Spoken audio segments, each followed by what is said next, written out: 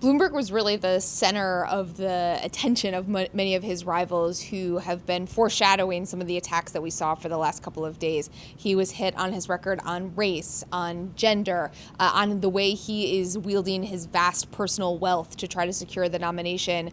Bloomberg's team was prepared for these attacks. They had been practicing in mock debates, but he did seem rattled by just how fierce some of the criticism was and just how personal it was at times.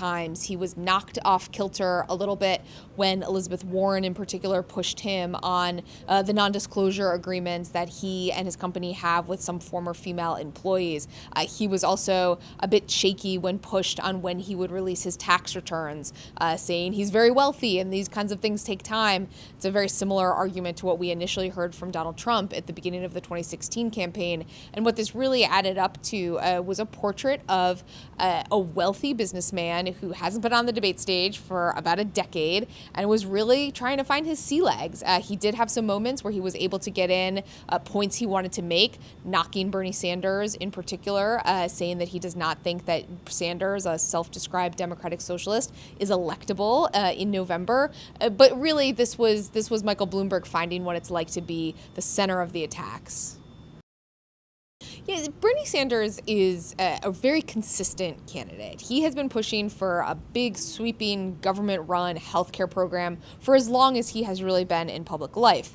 One thing that he has struggled to do is really explain exactly how much that kind of program would cost. And that has irritated his rivals who say he gets away without having to explain how he would pay for a big Medicare for All program. Sanders supporters, though, don't seem to mind. They seem to largely accept Bernie's explanation that some of these details would get worked out in the process in Congress.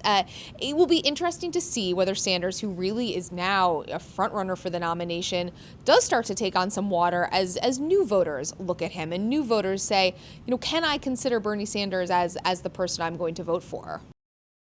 Biden and Warren came into this debate needing a breakout performance. They're both really running out of time to prove that they have a viable path to the nomination.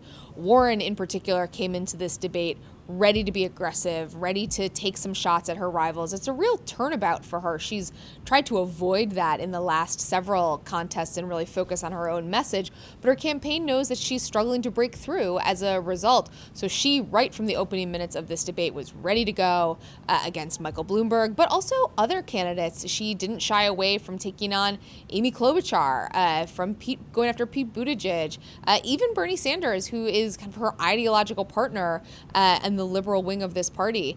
Joe Biden also came in ready to fight. Joe Biden knows that his campaign rises and falls on his success in Nevada and South Carolina. If he doesn't win at least one of those two states, it's hard to see how his campaign continues.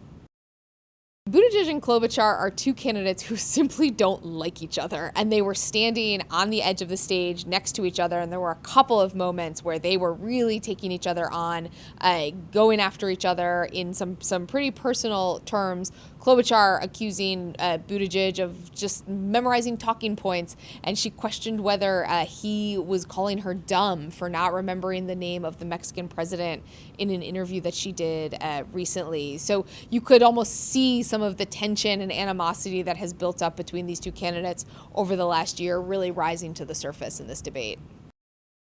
Democrats really have to figure out how they're both going to draw contrasts with each other and keep the focus on Trump.